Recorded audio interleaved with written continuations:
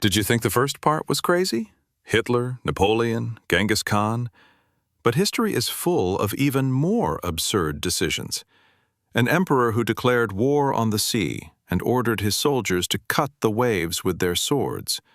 A ruler who burned a fleet of 3,000 ships, his own fleet, because he had a dream. And a dictator who decided that all the sparrows in the country were enemies of the people. The result? 30 million people died of starvation. Welcome to the second part of The Most Stupid Decisions Made by Rulers. If you haven't seen the first part, the link is in the description. Let's begin. The year is 40 AD. Roman Emperor Caligula is one of the most insane rulers in history, and that says a lot, considering the competition. Caligula decided to conquer Britain. He gathered his legions on the coast of Gaul, ready for a glorious military campaign. The soldiers waited for the order to cross the English Channel, and then the emperor changed his mind. But retreat without glory? Unthinkable. Caligula's decision? He ordered the soldiers to line up on the shore and attack the sea. The legionnaires stabbed the waves with their swords, threw spears into the water, and shouted battle cries at the ocean. Then Caligula ordered them to collect shells on the shore. These were trophies of war, treasures of the ocean, which had to be delivered to Rome for a triumphal parade. The result? The legionnaires were humiliated. Rome laughed at the emperor. A year later, Caligula was killed by his own guard, perhaps the most sensible decision anyone has ever made in this story. Key phrase: when even the sea refuses to fight you, it's a sign that the problem isn't the sea. 16th century, China, Ming Dynasty. Emperor Jia is obsessed with the idea of immortality. He ignores state affairs for 20 years, locking himself in the palace in search of the elixir of eternal life. The emperor hires hundreds of Taoist alchemists. They prepare him immortality pills, made of mercury, arsenic, lead, and other poisons. Yes, you understood correctly. Poisons for eternal life.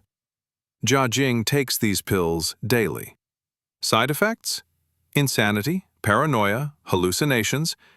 He executes ministers for non-existent conspiracies, beats courtiers, orders the execution of hundreds of concubines. In 1542, a group of concubines try to strangle him in his sleep. They are tired of the abuse. The attempt fails, but 16 girls are executed by slow death. Meanwhile, the state was in chaos. Corruption was rampant. The Mongols were raiding the borders, and the economy was collapsing. The ministers begged the emperor to return to work. His response? "I am busy with important research." The result? In 1567, Jia died of mercury poisoning. He lived to be 60. Not bad for the 16th century, but far from immortal. The irony? If he had just lived a normal life and not drunk poison, he might have lived longer. Key phrase: the secret to a long life: don't drink poison. Who would have thought? 1708. Sweden is at the height of its power.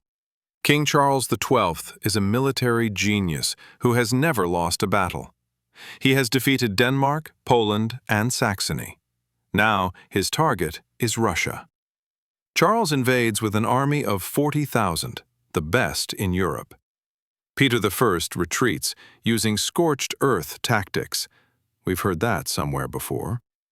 The winter of 1708 to 1709 arrives. It is one of the coldest in history, with temperatures reaching -30 to 40 degrees. Birds froze in flight and fell dead. Wine turned to ice in glasses. What does Charles do? He continues to pursue the Russian army. His generals beg him to retreat to Poland and wait out the winter, but the king is stubborn. "We will not retreat. I never retreat." The Swedish army is melting away. Soldiers are freezing, dying of hunger and disease. Losses?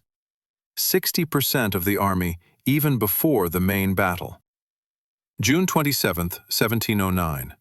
The Battle of Poltava. The remnants of the Swedish army, exhausted, hungry, sick, meet the rested Russian army. The result? Complete defeat. The Swedish Empire ceased to be a great power. Charles fled to the Ottoman Empire. Sweden lost its superpower status forever. Did the lessons of Napoleon and Hitler teach us nothing?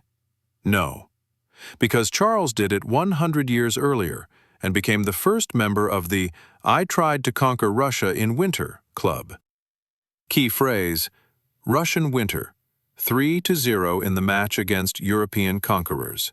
1958, China. Mao Zedong launches the Great Leap Forward campaign, a 5-year plan to turn China into an industrial superpower. But there is a problem. Sparrows. These little birds eat grain from the fields. Mao declares them enemies of the people and orders, destroy all sparrows in China. A national campaign began. 600 million Chinese went to war with the birds. People banged on pots, drums, and pans to scare the birds away. The sparrows couldn't land, flew until they were exhausted, and fell dead. Nests were destroyed, eggs were destroyed, chicks were killed. Children climbed trees to knock down nests. Soldiers shot sparrows with rifles. The result of the campaign? Billions of sparrows were killed in a year. The species was almost completely wiped out in China. Victory! But sparrows didn't just eat grain. They ate insects, locusts, caterpillars, pests. 1959. Without sparrows, the insect population exploded. Locusts destroyed crops across the country. Famine. The worst famine in human history. Between 15 and 55 million people died. No one knows the exact number. The Chinese government concealed the scale of the disaster. 1960. In a panic, Mao orders the import of sparrows from the USSR. But it was too late. The ecological balance had been disrupted. The famine continued for years. This is called the Great Chinese Famine, one of the greatest disasters of the 20th century. It all started with the declaration of war on birds. Key phrase: Mao proved that you can kill millions of people without even starting a war. All you have to do is kill the right birds. Early 15th century. The Chinese Ming Empire is the world's greatest maritime power. Admiral Zheng He undertakes 7 grand expeditions. A fleet of 300 ships, some 120 meters long, 28,000 crew members. They reached Africa, India, and Arabia. Chinese ships are 5 times larger than European ones. China could have discovered America, circumnavigated Africa, and created a global empire. They were 100 years ahead of Europe. 1433. The emperor who supported the expeditions dies. A new dynasty of Confucian conservatives comes to power. Their decision? Why do we need the sea? We need to focus on internal affairs. Maritime expeditions are a waste of money. They issue a decree. Prohibit the construction of ocean-going vessels. Prohibit maritime travel. Destroy all records of expeditions. And most insane of all, burn the entire fleet. 3,000 ships, the greatest fleet in human history, burned intentionally. The result? China closed itself off from the world for 400 years. Meanwhile, Europeans, with their tiny ships, discovered America, circumnavigated Africa, and created colonial empires. By the 19th century, the Europeans returned to China as conquerors, with cannons, ships, drugs, the Opium Wars, the humiliation of a great empire. All because in 1433, someone decided, we don't need a fleet. Key phrase: China burned its ships and its chance to become the ruler of the world. The Europeans said thank you and took over the planet. Let us return to Caligula. We already know about his war with the sea, but that was not his only crazy idea. Caligula appointed his horse Incitatus a senator. Yes, a horse. Ordered the construction of a 3-kilometer-long floating bridge to ride across on horseback, proving a prophecy. He declared himself a living god and demanded worship. He executed people for entertainment at banquets. He emptied the treasury in 1 year, squandering the wealth accumulated over 20 years. Cassius Chaerea, an officer of the Praetorian Guard, knew about the emperor's madness from the very beginning. Caligula constantly humiliated him, called him female names, and mocked him publicly. Chaerea could have killed Caligula in the first year of his reign. He could have saved Rome from 4 years of chaos. But he waited. He endured. He hoped that the emperor would change. It was only in 41, when Caligula was about to move to Egypt and rule from there as a pharaoh god, that Chaerea organized a conspiracy. January 24th, 41. Caligula is killed. But the damage is done. The treasury is empty. The authority of the imperial power is undermined. Rome is in turmoil. Was Chaerea's mistake to act too late? Sometimes waiting is also a decision, and sometimes that decision is disastrous. Key phrase: when your emperor declares a horse a senator, it is a sign to act, not to wait. 2003. Libyan leader Muammar Gaddafi watches the U.S. invasion of Iraq. Saddam Hussein, who did not have nuclear weapons, is overthrown and executed. Gaddafi is afraid. The U.S. accuses Libya of terrorism and threatens invasion. He makes a decision to voluntarily abandon his nuclear weapons program in exchange for normalization of relations with the West. 2003 to 2004. Libya destroys all components of its nuclear program, chemical weapons and long-range missiles, all under the supervision of international inspectors. The West applauds. Sanctions are lifted. Gaddafi is invited to Europe, meets with leaders, receives investments. 2011. Arab Spring. Uprising in Libya. The West immediately supports the rebels. NATO begins bombing. Gaddafi has no deterrent, no nuclear weapons. No one is afraid to attack him. October 2011. Gaddafi is overthrown and brutally killed in the streets. Libya becomes a failed state, a destroyed country with a civil war that continues to this day.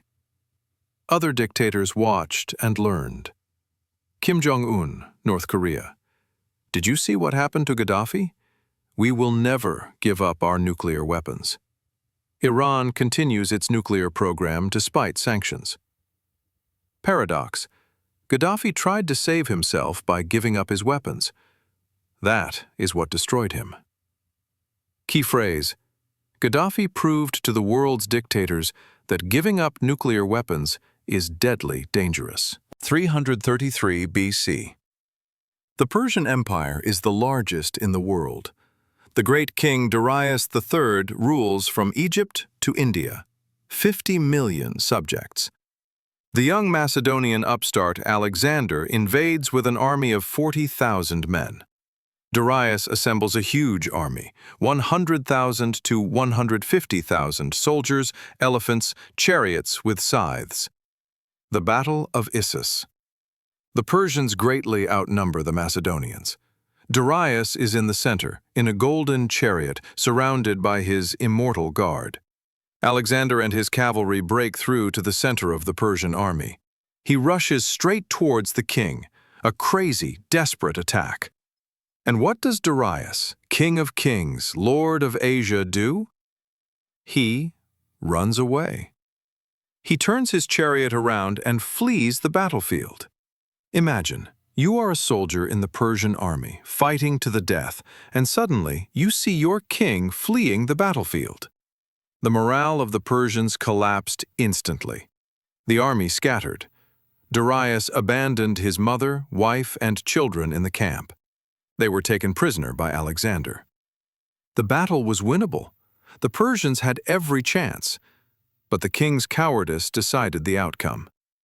2 years later, the Battle of Gaugamela. Again, Darius has a huge army. Again, he has the advantage. And again, he runs at the first sign of danger. The result? The Persian Empire fell.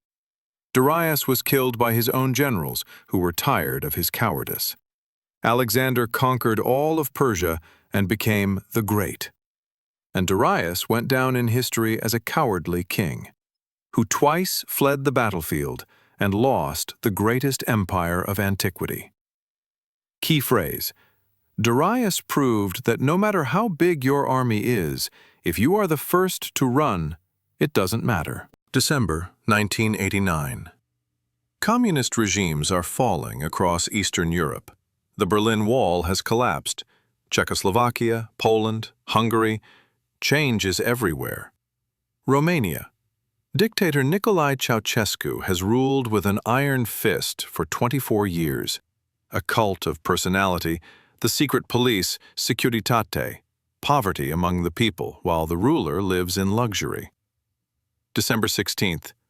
Protests begin in the city of Timișoara. The police fire on the crowd. Hundreds are killed.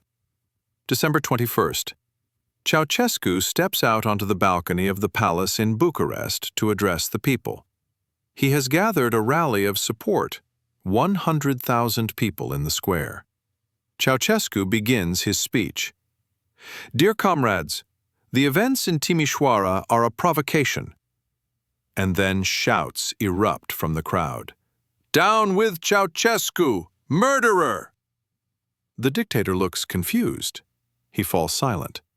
For the first time in 24 years, someone was shouting against him in public. The guards fired into the air, but it was too late. The revolution had begun.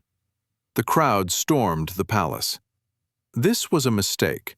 Ceausescu fled in a helicopter. Instead of negotiating, leaving voluntarily, saving himself, he ran. He is caught 4 days later.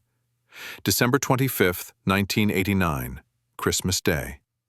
An improvised military tribunal. The trial lasts an hour. The verdict? Death.